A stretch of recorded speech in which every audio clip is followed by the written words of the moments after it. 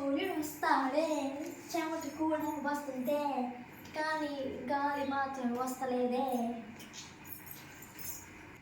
అక్క ప్లీజ్ అక్కెళ్ళి స్నానం చేసుకోవద్దు, నీకు దండం పెడతాను. మొన్నే కానీ స్నానం చేశాను.